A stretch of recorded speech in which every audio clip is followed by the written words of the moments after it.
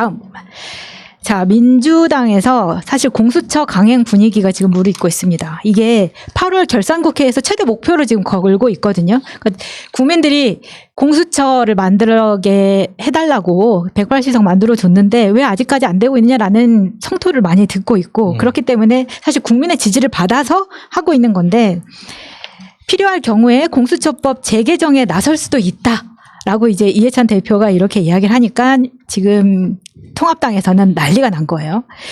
네, 통합당이 야당 몫인 공수처장 추천위원 선임을 계속해서 미루면 민주당에서는 공수처법 재개정에 빌미를 줄 수 있다고 보고 내부적으로 위원 선정 작업에 착수할 것으로 알려졌다. 이 말은 사실 계속해서 미루면 민주당에서 공수처법 바꿔버릴 수도 있으니까 사실은 이렇게 하지도 못하고 저렇게 하지도 못한 상황에서 그럼 우리는 투트랙으로 가겠다. 이게 너무 웃기잖아요. 어느 트랙이에요 도대체? A 트랙, B 트랙. 우리 웬만하면 트랙도 하나만 쓰고 전화도 한 대만 씁시다. 복잡하게 이렇게 하지 말고. 그러니까 한쪽으로는 내부, 그러니까 위원 선정 작업을 마지못해서 하는 면도 있지만 이거 재개정 못하게 하는 그렇게 못하게도 해야 되는 거잖아요. 그러니까 협조하는 척하면서 사실은 협조하지 않겠다 뭐 이런 의미일 수도 있을 것 같은데 계속 그랬잖아. 여태 그래놓고 무슨. 저는 이게 미래통합당이 이 정치를 하는 어떤 패턴을 보면 이 선거 결과 있죠. 지난 4.15 선거를 어제 먹은 밥 취급하는 것 같아요. 그 밥은 어제 먹었고 오늘 아침에 똥 쌌으니까 나는 다시 밥을 먹어야 된다.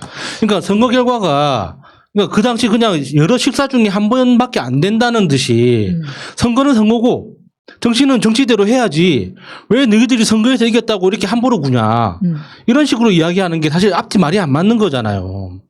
대한민국에서 국회의원 선거는 4년마다 한 번씩 하는 거예요. 그러면 그 한 번의 선거 결과는 4년 동안 영향을 미치는 거라고. 그런데 선거 결과에서 너희들이 이겼으면 이겼지 왜 그거 가지고 우리들을 탄압하냐 이게 말이 이게 이제 말이 앞뒤가 안 맞는 건데 그걸 너무 당당하게 하니까 언론들이 그걸 다 받아 써주고 있는 거예요. 그러니까 얘네들은 자기네들이 선거에 진리가 없다라고 아직도 지금도 생각하고 있는 거예요. 그러니까 뭐 선거가 부정이니 어쩌니 막 그런 이야기 하는데 얘네들은 지금까지 그런 식으로 정치를 해왔거든요. 그런 식으로 그러니까 말 그대로 제대로 된 어떤 정책이라든지 정강을 내서 정치를 한 게 아니고 말 그대로 언론에서 자기네들 계속 커버 쳐주지 검찰에서는 도와주지 이런 식으로만 정치를 해왔던 애들이기 때문에 자기들이 뭘 잘못했는지 몰라 지금. 정치라는 걸 제대로 해본 적이 없거든요. 말 그대로 얘네들이 말하는 정치는 국가의 권력이나 재산이나 이런 거 힘을 골고루 국민들한테 분산하는 게 아니라 우리끼리 분산하는 거야 얘네들은. 그 국가의 힘을 우리끼리 분산하는 거라 정치라는 걸 제대로 된 정치라는 걸 해본 적이 없어요. 항상 그렇게 어떤 조직을 장악하거나 아니면 권력을 이용하거나 이런 식으로 정치를 접근을 했었고 자기네들이 늘 이겨왔는데 왜 졌는지를 몰라 지금. 자기네들이 뭘 잘못했는지도 모르고 자기네들이 발목 잡는 프레임이 뭘 잘못됐는지도 몰라. 왜? 자기네들이 발목 잡는다 이야기하면 언론이 다 받아 적어주거든. 그래도 최소한 그 선거 결과에 대해서는 인식은 하고 있어야 될 거 아니에요. 있어봐요. 인식 못하 계속 두 개예요. 아니 왜 자꾸 인식을 시키려고 그러세요. 짠해서 그래 짠해서 그래도 이렇게 사진 멀쩡한데 수상한데?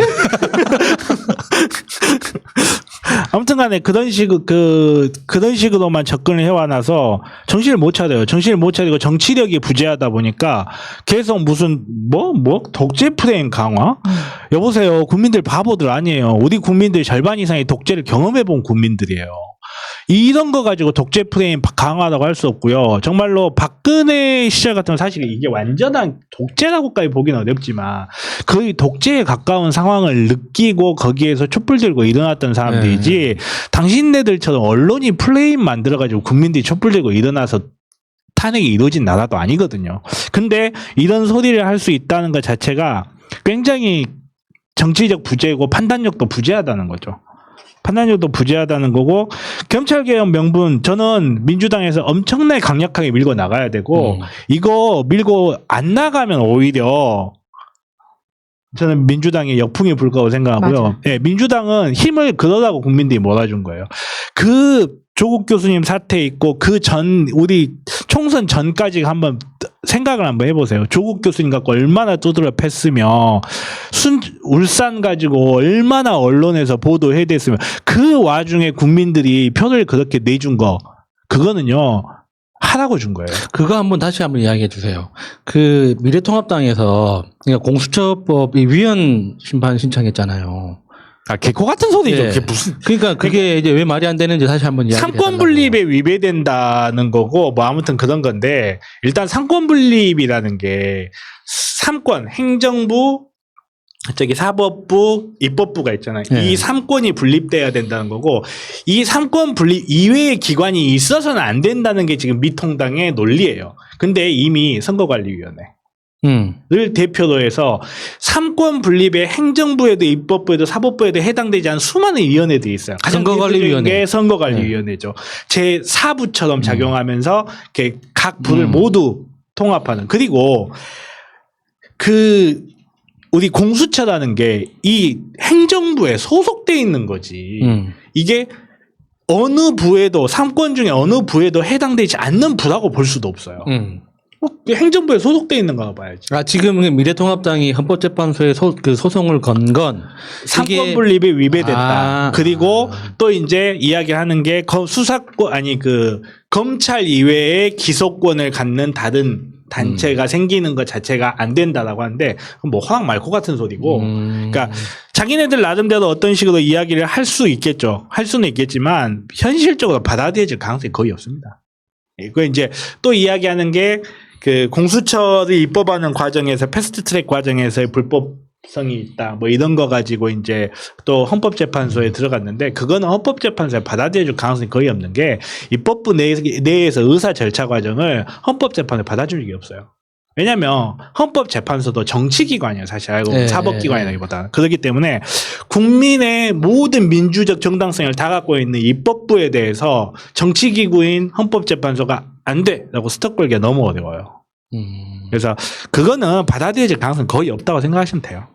그 받아들여질 수 없는 것을 알면서도 지금 통합당에서는 공수처에 대해서 삼법 분립 위반이라고 주장을 하면서 위헌 판단을 기다리겠다. 예. 그러니까 시간 끄는 거죠. 근데 위헌 판단을 기다리겠다 하면서도 또 후보 추천은 또 준비하겠다. 이렇게 왜냐하면 하는 거죠. 또 여당이 마음대로 개정을 해버릴 경우에는 또 어떻게 할 수 없으니까. 얘네들은요 목표가 올 연말만 넘어가게 시간 끌면 된다고 생각해요.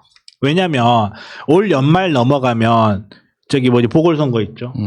저기 부산시장 선거에 서울시장님 선거도 대선 있죠. 분위기로 넘어가겠죠. 그렇죠. 그 다음에 그렇죠. 대선 분위기로 넘어가요. 그러면 또 지지율에 얽매일 수밖에 없는 그 국회의원들 입장에서 개혁 입법을 끌고 가기 어려운 부분이 있어요. 그러니까 예를 들어서 지금같이 부동산 3법이 지금은 가능해요. 왜냐하면 지지율 좀 떨어진다 하더라도 영향이 좀 있다 하더라도 일단 밀어붙여. 그리고 내년쯤에 이 부분이 이슈에서 사라지거나 혹은 긍정적 효과를 내면 오히려 이득을 볼 수 있으니까. 근데 모든 정책이라는 게 그렇잖아요. 당장은 반대도 심하고 막 이런 부분이 있어놔서 예를 들어서 내년 가가지고 공수처를 밀어붙인다? 그러면 또 언론에서는 독재다 막 두드려 팰 거고 안 좋은 언론 분위기 막 만들어낼 거고 그러면 지지율 또 요동치면 180석을 가지고 있다가도 쉽게 움직일 수 없는 부분이 있거든요. 현재 언론 환경 하에서. 근데 지금 미래통합당에 이런 이게 억지 부리는 게 통할 리가 없는 게 지금 현재 당 대표가 이해찬 대표라는 걸 얘들은 아직도 제대로 모르고 있는 것 같아요. 그러니까 예를 들어서 이해찬 대표가 이제 현직 의원으로서 다음에도 계속 정치를 할 사람이라면 그러니까 다른 계산속이 있을 수 있죠.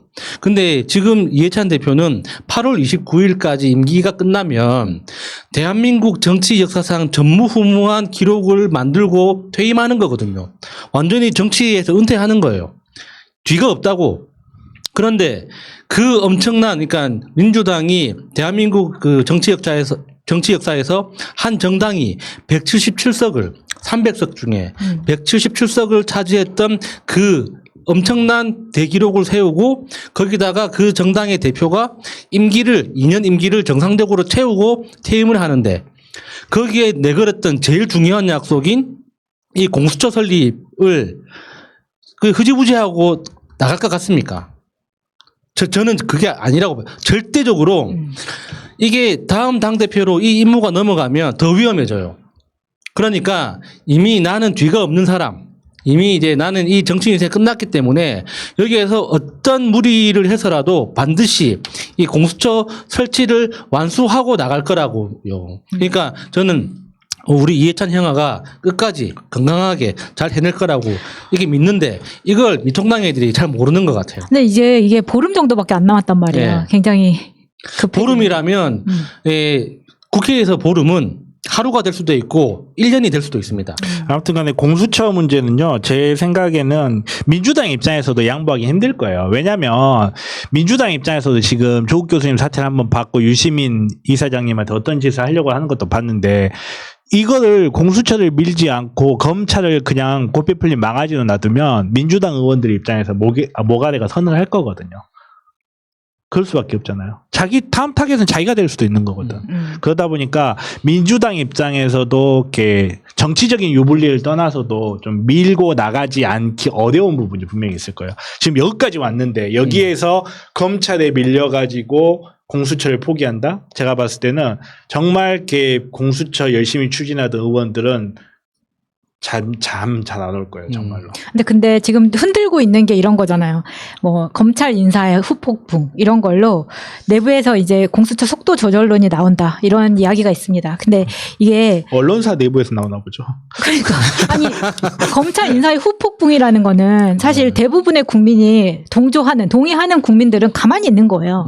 다만 거기에 왜 미꾸라지에 소금 뿌린 것처럼 본인들이 지금 난리를 치고 있는 사람들의 목소리가 크다 보니까 언론을 비롯해서 그 사람들이 야 이거는 너무한 거 아니냐라는 목소리가 커지니까 민주당이 이제 이렇게 약간 좀 주저하는 게 생기는 거죠. 그것에 대해서 걱정을 하는 거예요. 왜냐하면 지금 일단 법정 출범일이 공수처의 법정 출범일이 지나버렸기 때문에 그렇죠. 말씀하신 것처럼 이해찬 대표가 보름 안에 결단을 내야 되는데 이것에 대해서 통합당은 재밌는 말을 했습니다. 통합당 대변인이 다수결이라는 핸들을 잡은 폭주자의 속력을 조정할 유일한 장치는 야당이다. 근데 다수결이라는 핸들을 잡은 사람이 폭주자가 될 수 있나요? 그러니까 그 속도를 조절할 수 있는 유일한 세력이 야당이라고요? 그러니까 속도 조절하라고 할 수 있으면 나는 그게 너무 이상한 표현인 거예요. 이게 지금 민주당이 뭐 절차를 어기고 있습니까? 법을 어기고 있습니까? 도대체 뭘 잘못하고 있는 거예요? 절차대로 하고 있고 법에 규정된 대로 하고 있다고. 근데 지휘들이 못 맡고 있는 거잖아. 근데 그게 왜 폭력이에요? 운전 방해하면 가중처벌입니다. 조심하시고요. 말도 안 되는 소리고, 사실 이제 그 검찰 인사에 대해서는요, 간단하게 그냥 요약을 하면요. 그 국민 100명을 잡고 물어보면요. 90명 관심 없어요. 맞아. 한 5명 정도 찬성할 거고요. 나머지 5명도 모를걸요. 그러니까 한 5명 정도는 뭐 여당이 했으니까 잘했겠지라고 찬성할 거고 한 3명 정도는 여당이 했으니까 못했겠지라고 할 거고요. 나머지 2명은 그냥 무조건 욕해요. 그냥 지나가다가 툭 치면 욕하는 사람도 있잖아요. 후폭풍이라고 하는데 국민들이 몇 퍼센트 적어도 30-40%는 움직여서 문제를 삼아야 그때 후폭풍이라고 하는 거지. 솔직한 말로요. 검찰 인사 때마다 법관 인사 때마다 신문 나고 막 언론에서 평하고 그러잖아요. 본 적 있어요? 읽어본 적 있어요? 이전에? 네, 없어요. 혹시 그 신문에서 식품의약청 안전청 인사 발표 난 거 본 적 있어요? 안 봅니다. 그러면 국세청 인사 발표 나는 건? 그거랑 비슷해. 사법고시 합격자 명단 발표랑 비슷해요. 관심 있는 사람들이나 쳐다보는 거지. 이거 가지고 후폭풍이다. 내가 봤을 때는요. 후폭풍 없어요. 네, 친구들 만나서 우리 아들 승진했다 자랑할 그렇지. 때. 그 정도지. 그럴 때나 이제. 그러니까 이런 언론에 뭐 이렇게 흔들고자 하는 의도에 속지 마시고 뭐 서울대 게시판 글이 어떻다 이런 거 가져오지 마시고 언론이 좀 제대로 된 역할을 해줘야 되는데 제가 최근에 본 어떤 다큐멘터리에 보니까 되게 무서운 작업들을 요즘 많이 하고 있더라고요. 그러니까 최근에는 정보라는 것이 무기로 쓰인다 이런 개념이 나오는데 예를 들면 지금 뭐 추미애 장관에 대한 기사에 댓글들 보면 장난 아니거든요. 이게 여당 지지자인 척을 하면서 추미애 장관한테 댓글을 쓰는 사람이 정말 여당 지지자일 것이냐라는 생각을 해봐야 되는데 우리가 사실 댓글에 대해서 당한 게 많지만 그 속도라던가 그 정밀함 이런 것들이 점점 발전을 해가고 있기 때문에 지금은 어떤 것을 믿을 수 있을지 모르겠어요. 다만 댓글보다는 이 글을 쓰는 기자 그리고 이걸 흔들고 싶어하는 이 기자의 의도 그리고 이 신문사의 의도 이런 것들을 잘 간파를 해야 되고 정당이나 청와대가 강한 유감을 표하였습니다. 이런 표현 더 이상 보고 싶지 않고 법적으로 조치하겠다. 확실한 팩트에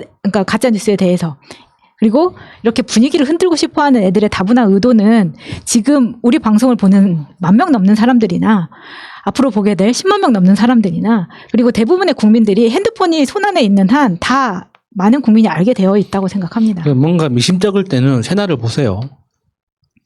그거밖에 없어요. 그러니까 언론이 이 모양 이 꼴이니까 우리가 먹고 사는 거예요. 새날이 방송이 가능한 게 오늘도 고생하는 기레기 여러분 감사합니다. 네. 저 오늘 그 방송이 어떠셨는지 모르겠지만 푸나님께서 그 지난 한 7년 넘는 시간 동안 하루도 빠지지 않고 방송을 하시다가 오늘 처음으로 본방이 있는 날 쉬게 되셨습니다. 그 역사적인 날에 우리 셋이 같이 방송했다는 거 정말 영광입니다. 네. 나는 땜빵으로 왔는데. 푸나님이 빨리 이렇게 건강 회복하셔가지고 다음 이 빈자리를 채워주셔야지 정말 저는 못 해먹겠네요. 아니, 생각보다 너무 힘들고 그냥 사회라는 게 정말 힘들구나를 느꼈습니다. 네. 오늘 방송 어떠셨을지 모르겠지만 마음에 안 들더라도 좋아요는 누르는 것이 의리입니다. 네. 잘 부탁드리고 내일부터는 다시 정상적인 방송할 수 있도록. 아유, 며칠 푹 쉬라 그러세요. 하루 이렇게 쉬어가지고는 안 돼요. 안 될 것 같아. 네, 한 일주일 정도 푹 쉬시게 하셔야지. 네. 해드려야지. 여기 자리에 있는 교집포 돌아가면서 앉으세요. 다음날 야수님 하시고. 제가 아플 것 같아요. 오늘 함께 방송 끝까지 봐주신 분들 감사드리고요. 나가시기 전에 좋아요와 구독 부탁드립니다. 제 채널도 구독 좀 해주세요. 네, 변희사 네. 정변. 고맙습니다. 네, 재미는 없어요. 네. 감사합니다. 의리되매. 의리로 구독해 주세요. 현재로 저들을 물리치자. 바이러스에게는 마스크가 없다. 어서 가자 바이러스보다 먼저. 그러니 내일보다 먼저 가자. 우리들의 희망을 형제이게 하자. 설령 그것이 내일이라 해도 현재로 저들을 물리치자. 바이러스에게는 마스크가 없다. 어서 가자 바이러스보다 먼저. 바이러스에게는 마스크가 없다. 어서 가자 바이러스보다 먼저.